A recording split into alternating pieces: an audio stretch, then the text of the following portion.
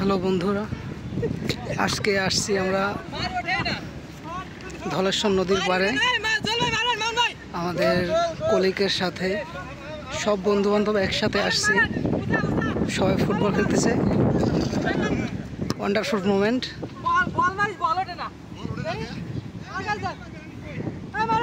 এখানে আছে আমাদের শ্রদ্ধেয় ভাই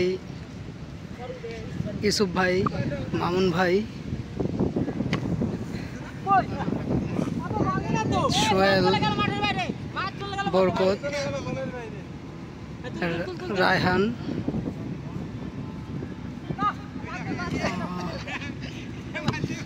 সাব্বির, মেহেদি, তারপরে হচ্ছে আরো অনেকে আছে। সবাই ফুটবল খেলতেছে।